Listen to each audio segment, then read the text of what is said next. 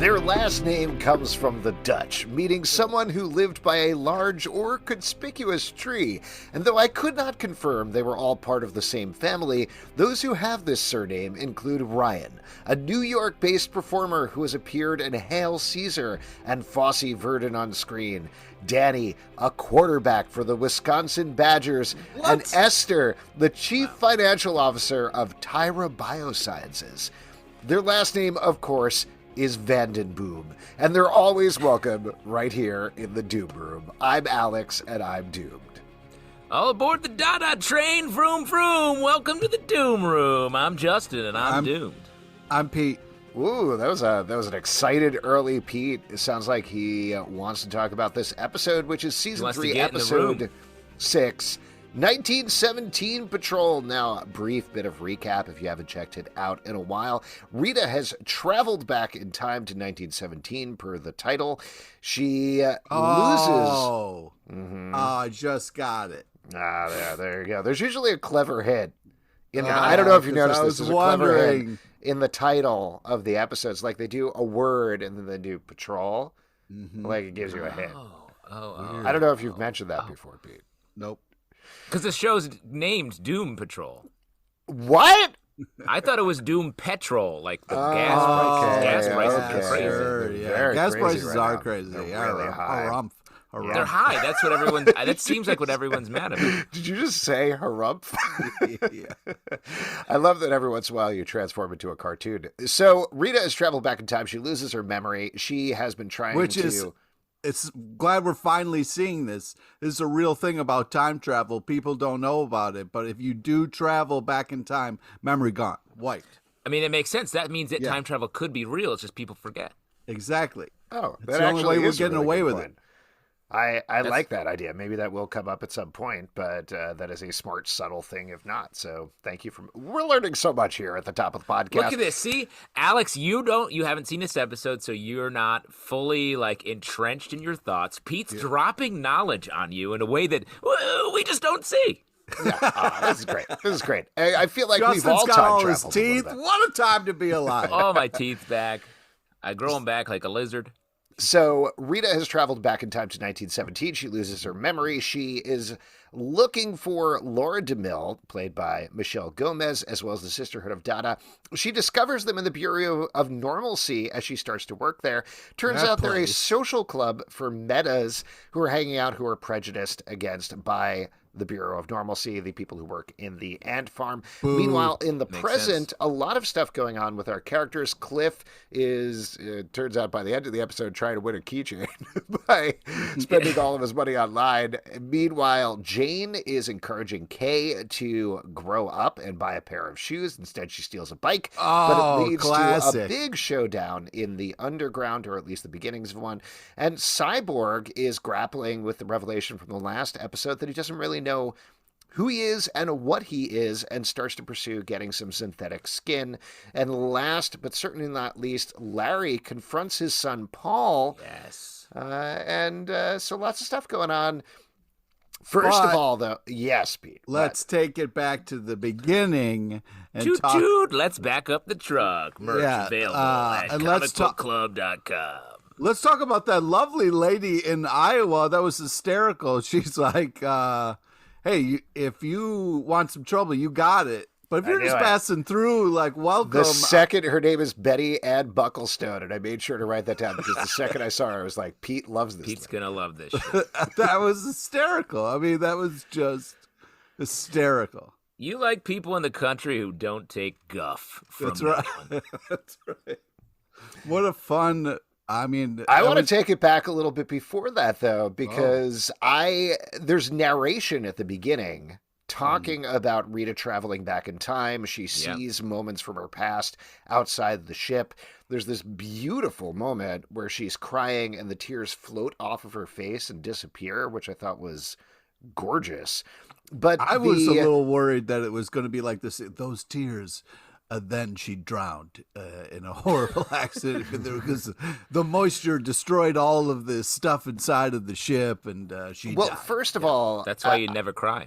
Never cry. The reason I wanted to bring this up is I watched it with the closed captionings on, and you wouldn't know this because they don't mention it in the show, but the one who is narrating it is Shipley. So I assume the ship itself is narrating what's going on there. And I wonder if that's going to come back later. It also struck me a little bit like Life Aquatic with Steve Zissou a little bit. Yeah. Sort of that sort of thing. Or That definitely was the tone of the narration. Yeah, or if you prefer SpongeBob SquarePants. For people who prefer SpongeBob over Steve Zissou, Wow. I would love Wes to see the Anderson. Life Aquatic with SpongeBob SquarePants, personally. I don't. I think you spend a little too much time watching cartoons, maybe. Willem Dafoe should pop Okay, that's up. rich coming from you. Yeah, I Pete. know. yeah. I know. I don't. I didn't like it coming out of my mouth, but it was already halfway there. It's already out. You vomited it. Real quick, the outside of the time machine, we saw some like dogs and stuff. Was the girl who fell into the crack that Rita was mad at the girl who sort of passed to the frame right at the end? Oh, I don't know. It was a weird. Yes, I think so. That's who I thought it was, and I thought that was a cool little moment because she seemed Well, she also pissed. shows up in a news article, I believe, later on in the episode where she's missing. She sort of feels like this season's animal, vegetable, mineral man. So I wonder if she's going to come back at some point again, and we'll see what happens to her. And while you're talking about beautiful moments, the beautiful tears, beautiful narration, when Rita does arrive, she can't remember her name but has to pee. And I think we've all been there.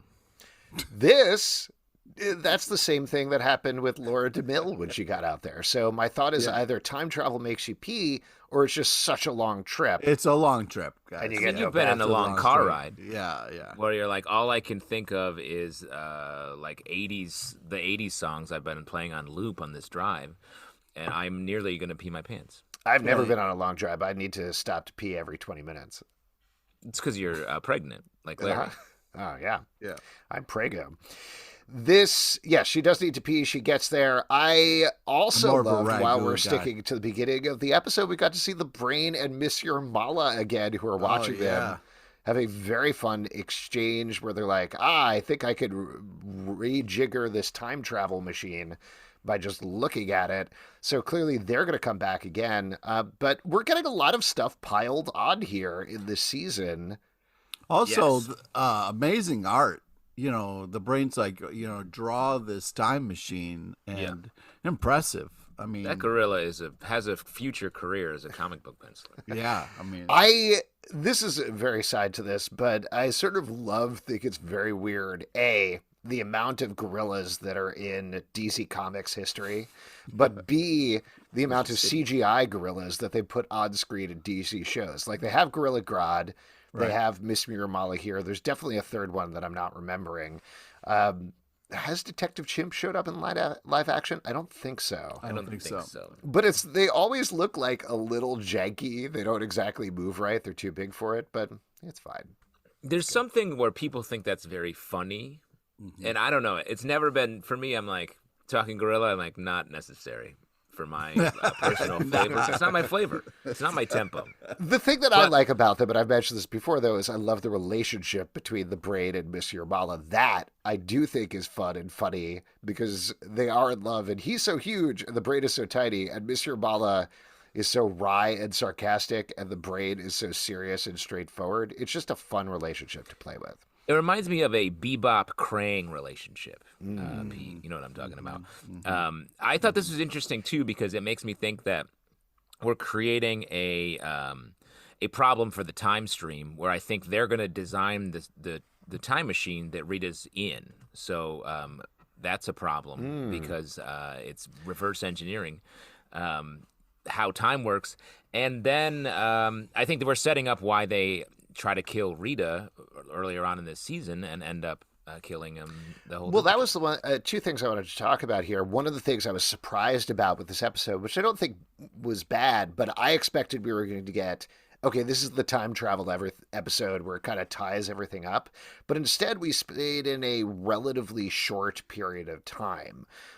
So it seems like this is something that's going to play out over multiple episodes, tying into exactly what you're saying, Justin. And I think we're going to see some stuff wrapping up there. well, that's the beauty of the mind wipe is it takes away the time hopping. You know what I mean? Once you don't know who you are and what's going on, there's not this kind of need to jump back in the time machine. You know what I mean?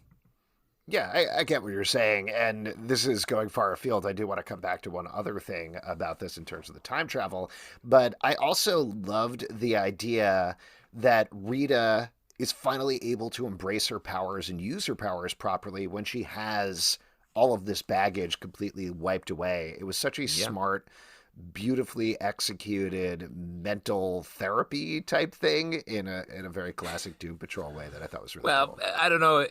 I agree with you. It is great that she's been able to sort of be her true self without her insecurities holding her back. Yeah, but I think you're Alex, advocating for. You're advocating for lobotomy. I mean, no. I mean, this is another show. Listen, I don't know. I could solve all your problems. You guys have been watching the show Severance on Apple TV Plus, where they do an operation and they sever your work and your life cells. I actually did the same thing for podcasts. That makes a lot of sense. Because whenever I see you on the street, you're like, "Get away from me, strange man." And I thought that was a bit, but I guess you just actually. No, that's my Audi. This is my innie taping this podcast. Everybody should watch Severance, by the way. It's so good. It's Severance is great. It's stressful. It's a little stressful. It's very stressful. I don't like like all it. good shows. I flipped. This is my Audi. This is my home. My innie is the rest of my life. I don't like the Audi innie talk. I don't appreciate it. The thing I wanted to loop back to, though, Justin, you've had this big theory this whole season about Rita and Laura being the same thing. Are you still on it after this episode, or it's done, right? Well, it doesn't seem like they're the same person, but I do think, I don't know, it's strange to me that Laura's powers are the same, sort of Rita, just more developed. So I think there's more to learn here. I don't think, my theory's not fully discounted yet. It would be, it's more of a long shot, though, I think. Before we get into all that specific, you said this episode, you thought more was going to happen, sort of? And I agree with you. Just in terms of, I expected, because they are usually so direct in terms of the episodes, that this was like Rita arrives in 1917 and it just kind of goes forward through the decades through there. But instead, we stuck in like 1917. Don't try to write ahead of the show, bro. Okay? Don't try to. I'm clean with this episode. I'm watching clean, baby. All right. I'm just saying. You're like, I think this is what's going to happen. You're on the edge of a precipice. You're just not used to it. We've taped 30-something episodes of this maybe 20-something episodes of this podcast so far, and I've been real confident. Now my confidence has been shaken by not knowing what's happening next.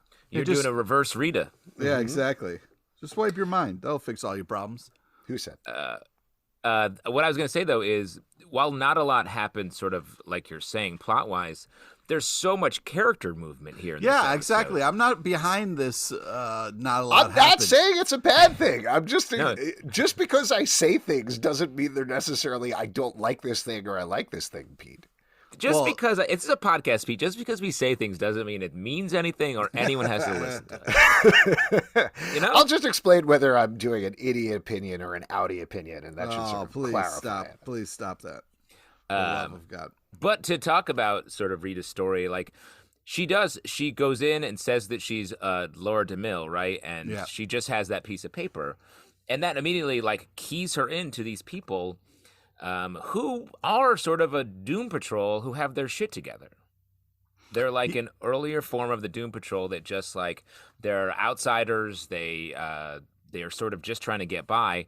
And then Rita has this moment where she's like, forget all this outsider shit. We should be treated with the same respect these other normalcy people treat each other. And that solidifies them together and I think makes them into this like force, the Sisterhood of It's Dada. interesting that you say these people have their shit together more than the Doom Patrol because it's like, I mean, they have day jobs and, they're doing things. But, I mean, we kind of see them just kind of losing their minds a little bit, like having fun at a party. And I like how you look at that and just be like, oh, these people have it together. I mean, they know what's up. I mean, they were like a bad improv troupe released into a lunchroom. It was kind of crazy.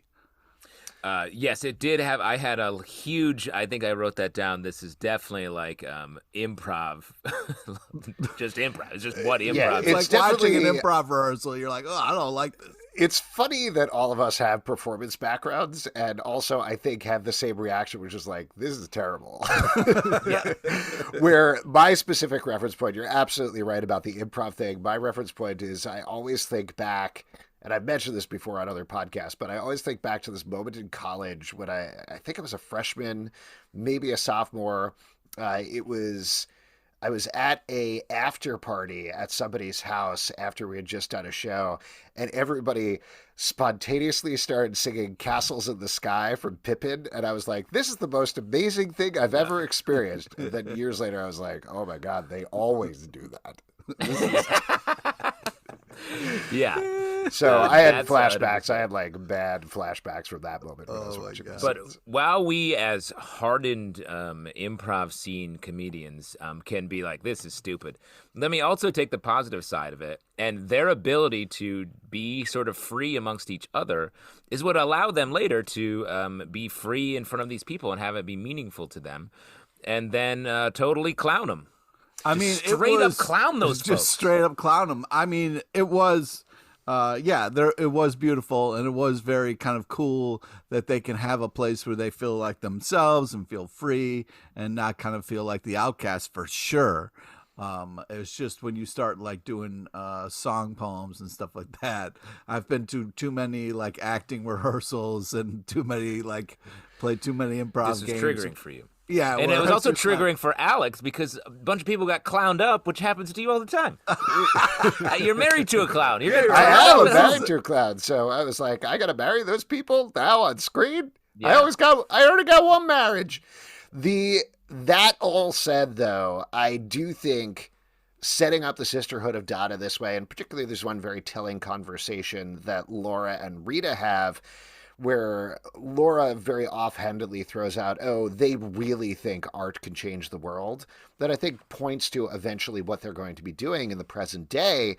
But overall, the way that they are affecting Doom Patrol as quote-unquote villains certainly makes me think that what they're doing is not actually bad. It'll be interesting to see if they do take it too far in terms of whatever their plan is, whatever the eternal flagellation is, or if they are doing something that ultimately would be potentially good for the world. And then, as usual, the Doom Patrol will have to stop them and shut down this thing that actually would be very positive and puts them in a worse place. Well, it strikes me, to your point, as something where, like, something that started out with the best of intentions, but then it gets a little bit too, like a cult, gets a little bit too, like, caught up in itself. And eventually you have Frenzy being extremely judgmental towards Cyborg, which may end up getting him in a better place, but is just, like, so condescending, what we saw last episode, and really messes him up. It feels like that's what maybe the point of this is. We'll also get... on maybe the thing that sends them off heading in a direction where they're going to take it too far, we don't know what's going to happen with Malcolm. We meet this character, Malcolm, who Rita strikes up a very strong flirtation with this episode. Yeah. He has immediately falls also in love. Incredible metaphor of he literally lost his heart and just has a bird in a cage replaced in his chest. He didn't lose his heart. He gave said away he his heart. traded his heart for a canary, dude. There's a huge difference. Mm-hmm. Now, what would you make? Why would you make that deal? What's good about that deal? Free canary, bro. Free canary. So what's if you were in a similar situation? I think maybe his heart was broken, up. And he was like, I don't need this anymore. Like, he's so distraught. He was like, I don't need this. And somebody was like, actually, my uncle could use a heart. So if we could trade, I got a sweet canary deal for you. So what's your deal? What would you trade your heart for? Pete, like what's I don't think you could get. You're already kind of trading your heart for a cheesesteak. It's slowly happening. Over time. It's transforming into a cheesesteak. It's over time. It's mostly whiz, but yeah, it's yeah. Would you like your heart wit whiz? Wit whiz, always wit whiz. You know. The doctor told me I have too much whiz in my heart. My whiz levels are too high. Wait, there's a lot to kind of talk about here. First off, Pete cut himself shaving and whiz came out. I don't know what. The interesting thing about it, though, and not a lot of people know this, but it's not even like a blood test that they do. It's literally there's a line of cheese that slowly flows up your body, and they check how high it is. If it's past your heart, you're dead. It was below your heart. You're You good. got time. You're Doing alive. fine. So, anyways, I think that this is interesting that this whole like Laura being a horrible person she was just always hungover at work. She was just always like over it. So she was kind of like, it was funny to see Laura kind of like she went through that costume change and what a change in personality as well, where she's hanging out in Let her hair flowy down. gowns. Yeah. Just toking it up and having a great time. And then she's at work. She's just like, die, like. Yeah, I will mention that in the midst of my horrible flashbacks with all of the art and musical theater stuff that was going on, Michelle Gomez and April Bowlby's dancing in that scene was so funny and so much fun. I just loved all of their movements, and they really seemed to be having a blast. So that was great. And also, if you watch the after the episode stuff, it's basically Michelle Gomez and April Bowlby being like, I love her, I love her, I love this choice she made, I love this choice she made. So very into that. Cute. I think, yeah, it's very adorbs. cute. Seeing them paired together is I very can't fun. watch the behind the scenes, so I'm still watching the show. Like I'm looking forward to when I'm done going back because it pulls me out of it too much, and I can't do that right now. Like There's definitely stuff where I'm surprised. There's a character name we haven't talked about yet on the show that they very easily mentioned in the after stuff that has not been mentioned in the show before. I know I'm dancing around it, but I don't want to talk about spoilers. Where, yeah, I think you've made the right choice, Pete. If you don't want to know stuff going ahead, don't watch the aftermatter. Yeah. Wow. See, I'm actually in Pete's boat here. I haven't been watching the after show stuff for that reason. Cool. So I want to talk about Cyborg a little bit. Well, just before we move off, I want to say I do think this is a metaphor for being like a creative. It's all about the day job, being an outsider. Very fun. Rita, great mail sorter. The name Bendy, keeper. No Very way. fun. Nah, not creative Bendy enough. is great. She could be Bendy. It's better than, what is she, Elastigirl? Which is Come on, several Rita other Farr characters. is a nice, like, it's a name that fits her. You know what I mean? It's a little bit extra, a little bit more. Bendy's too, no. Do you think she's called Rita Farr because she can reach so far? Yeah. Near or far. Rita's got it. Interesting.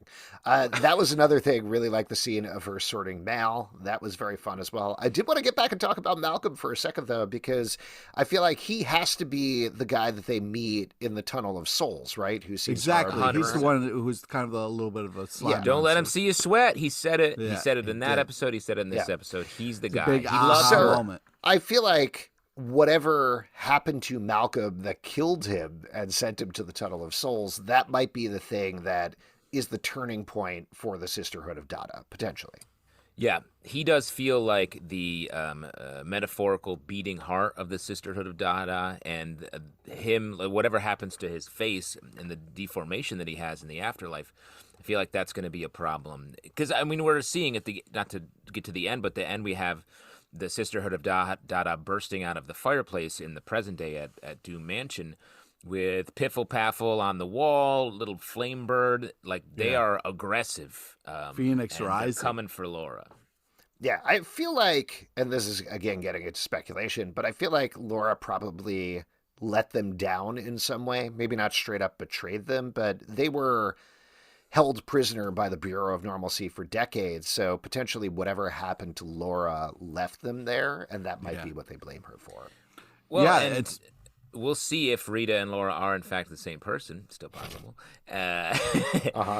And I think it's also tracking alongside the fallen leader situation that we have with the Doom Patrol. With Niles, we learn that Niles actually caused their accidents. Laura did something to betray them, and now they're coming for her. And Rita kind of taking care of Niles's packages. You know, it's interesting. She has a twinge, and again, we kind of get this body elephant thing that Laura keeps bringing up. So it's this interesting of like if you don't have a memory, but it's kind of like your kind of soul is trying to tell you things. That's an interesting kind of thing. Yeah. She's sorting through the Niles piles, the piles of Niles. Mm-hmm. Which I wish you Smells wouldn't. Like, let some of that slide. That guy's not going to need any of that. No, I like that moment as well. Just that sparking some sort of feeling in her. The idea that you can have feelings even if you don't have memories, I thought was very nice. Plus, And there's miles of Niles piles that she has to compile. Speaking of feelings, Feels like it's bringing up Cyborg. Pete's bile. Yep. Cyborg is, climbing his mom's mountain and having all sorts of human feelings. It's nice to see him, kind of like, it's interesting that he's struggling with who he is and this robot self, but he's being superhuman. He's kind of being nostalgic. He doesn't know what to do. He's staring at a couple rocks. There's nothing more human than that. Well, he's someone who I think who is having some big revelations here, and he's taking the advice he got from his mom and maybe going he's not accepting himself like I feel like is what we would expect a lesson to be. Instead, he's like, I'm going to make a change in myself. Yeah. And maybe he's going to get into trouble here. I don't think he'll go through with it, but I think it's one of those things where, questioning yourself, questioning who you are and what you're about, that's very human. And I was a little disappointed that he stole one of his mom's rocks at the top of the hill. Didn't he pocket one of those rocks? I mean, she carried It's a pocket carried rock. that. That's like taking a rock. trip away from her. That's like saying, "Oh, you didn't go up the hill this time. I'm taking." He Negative kept one. something of his parents. I'm going to take a little bit of a contrary viewpoint. I want them to move on with whatever's going on with Cyborg because I feel like he is. Dare you? Listen, I know this is another one of those episodes where everybody kind of went off on their own separate missions and were doing their own things, but every season, Cyborg's like, well, see you later, Doom Patrol. I'm wrestling with what it means to be human. And it starts to feel to me at a certain point in episodes like this, like they don't exactly know what to do with Cyborg. Oh, how dare you? I I'm like sorry the that actor. I like the character, but it's much more interesting to me when he's working off of other people versus doing his own thing. I'm sorry that your life is so perfect that you never question things, that you don't ever kind of sit there and go, what should I do next? I'm kind of stuck in a tough place right now. I wish I had like family or I've already friends discovered my mommy rocks, so I'm Yeah, good to well, go. you're a fucking Mommy overachieving asshole, all right? So Thanks, man. calm it down a little bit and don't get mad at Cyborg for having There's to a fucking compliment. grapple with shit, all right? There's I a compliment in there, Alex. Pete complimented you. So just like fucking Halfway. let him struggle a little bit. I'm sorry he doesn't have mentors.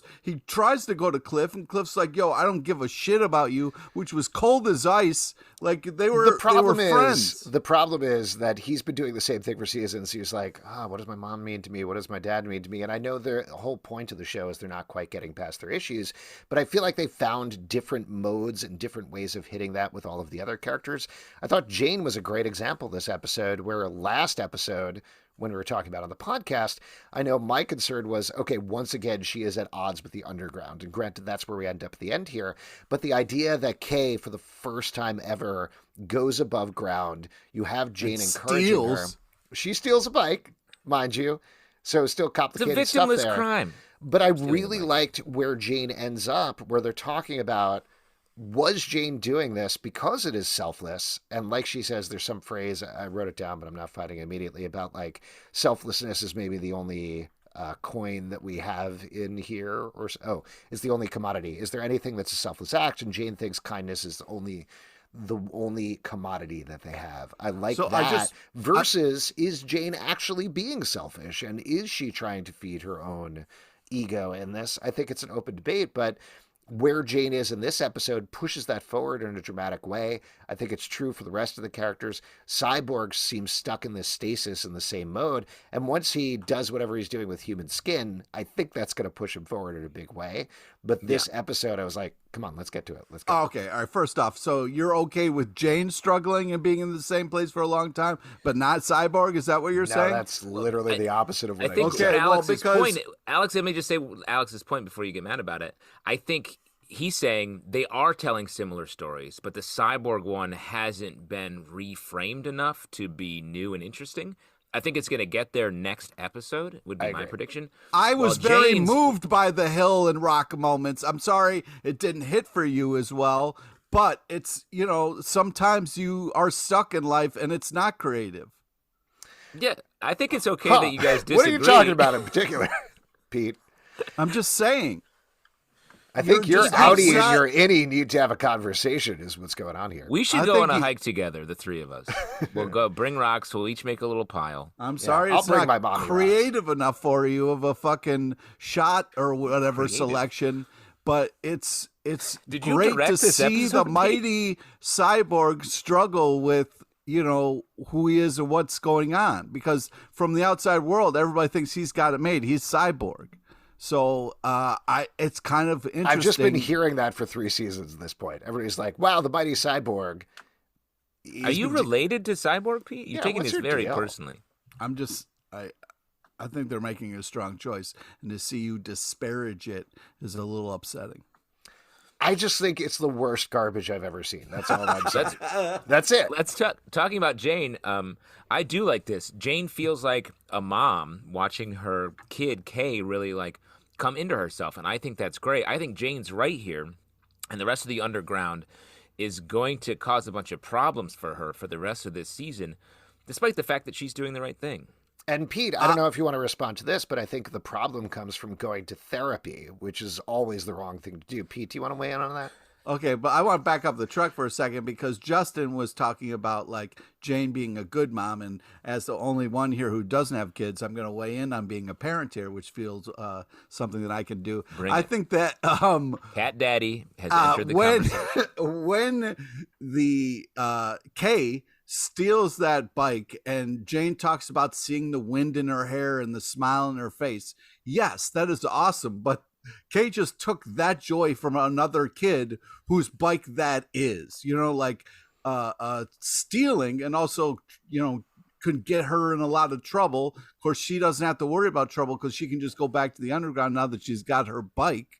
But now Jane has to go up and deal with the ramifications of that. And I just feel like, yeah, it's a nice moment, but it'd be cool if, Kay maybe did that without having to kind of like steal that bike away from somebody. Pete, that was a serial killer's bike that she took away from them before they could ride. You to don't their know next that. victim. You don't know that, because No, the joy of those shoes. The bloody could've- cyclist was on the prowl. Well, but and think about it Kay this way. stopped. You're defending this, Pete, but she's going to be riding that bike in the underground with no shoes on, which she could get a real bad scrape, like just on the bottom or some calluses or something like that. And Well, See, I grew once up in the calluses country, grow. so riding without your shoes on is Yeah, a yeah, distinct pleasure. Yeah, there's nothing wrong with that. I always wore a bike in full body armor.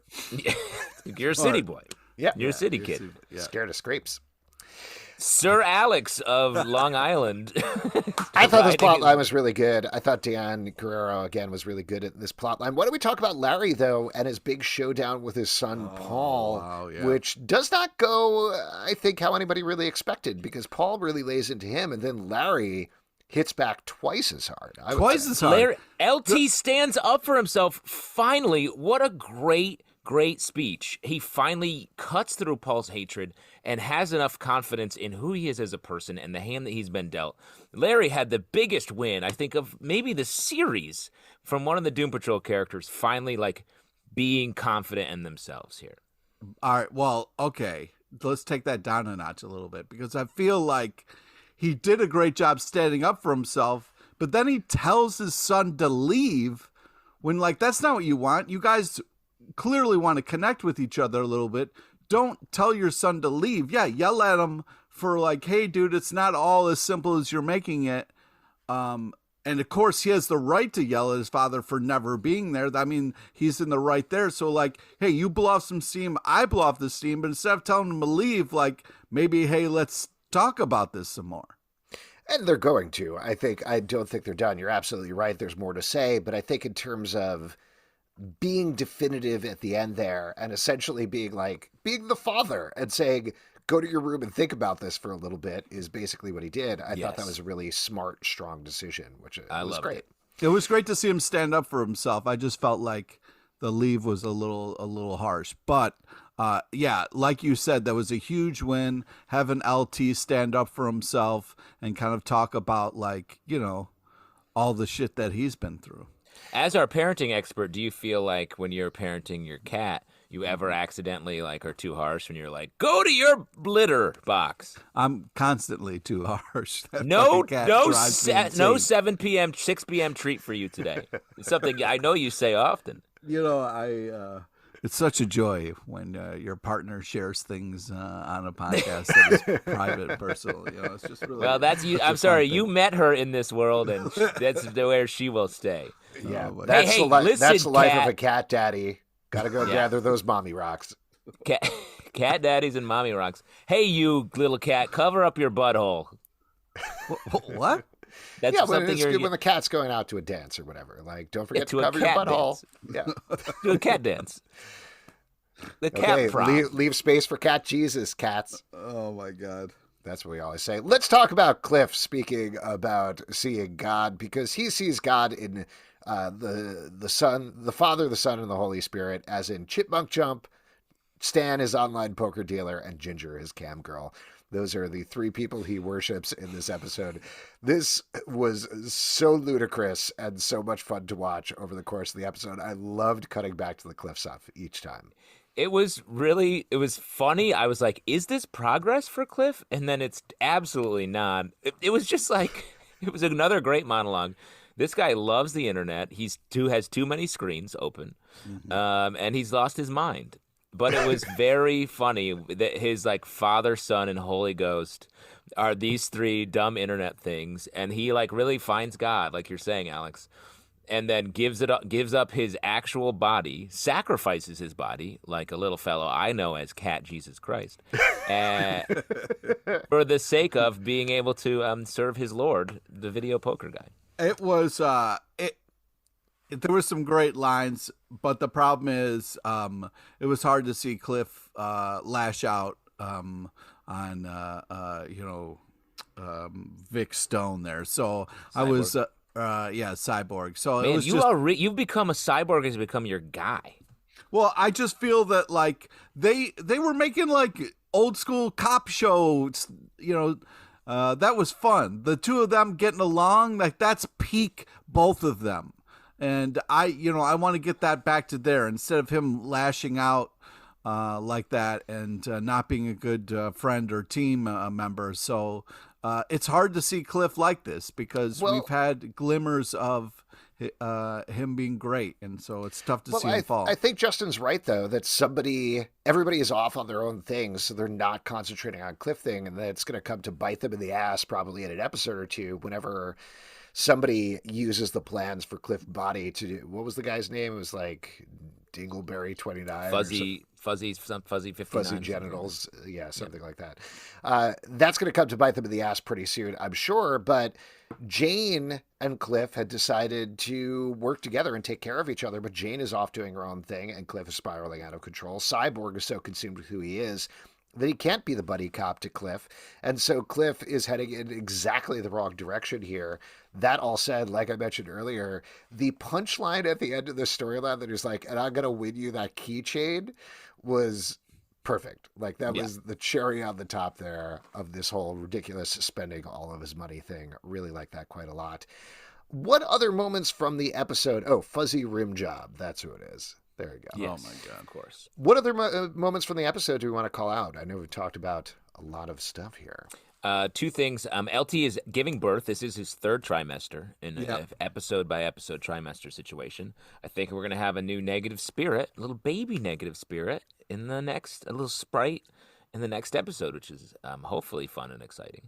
Also, speaking about birth, I just wanted to very quickly mention the LT line. Your foot was as big as an orange slice, and I knew you'd be tall. Yeah. Very specific. Poetic. This episode was very poetic in a lot of ways, and I liked that. The only other thing I wanted to say is that the music really played a larger role in this episode. Like, feels like their cues were sort of turned up a little bit. That sort of electro soundtrack that they've had for the run of the series really hits a little harder in this episode. I guess maybe to enhance the individual emotions and storylines that we were focused on rather than the more team stuff of other episodes. And they invent Lady Gaga, so that's pretty impressive, too. Oh, yeah, that was a fun moment. Yeah. All right, why don't we wrap up here? Who was most doomed this episode? Pete, you want to take this one first? Who was most doomed this episode? Well, this is tough. I feel like I'm really I'm worried about Cliff and Vic, and I feel like the pair of them are most doomed, and I'm worried about their friendship. Justin, what Wow. about you? Who's most doomed this episode? That cop opening credit sequence from last season really left a mark on you, Pete. Yeah. I'm gonna go with Cliff. He's blown it hardcore. He's having revelations in the wrong direction when it feels like most everyone else. Even though I think Cyborg's making a mistake with chasing up this skin, I think he's at least getting closer to confronting his sort of issues of identity. Rita coming into her own, Jane making the right choices for Kay, though there will be consequences. LT, highest value of LT of the season. So in my fantasy Doom Patrol league, LT's crushing it right now. Sports. I gotta say Laura is most doomed. She clearly is the center of a lot of things going on here, and whatever's going on in the Sisterhood of Dada, both in the past Also, and the present. She's standing in front of a fire. She's got to get out of there. I mean, those curtains are going to go up. 100% agree. If you'd like to support this podcast and our curtain reclamation fund, patreon.com/comic book club. Also, we do a live show every Tuesday night at 7 p.m. to Crowdcast and YouTube. Come hang out. We would love to chat with you about Doom Patrol. iTunes, Android, Spotify, Stitcher, or the app of your choice to subscribe, listen, and follow the show at Comic Book Live on Twitter, comicbookclublive.com for this podcast and many more. And now, before we go, a piece of advice from Pete LePage. If someone trades their heart for a canary, that's a red flag in the relationship. Wow, you're down on it. Cat Daddy.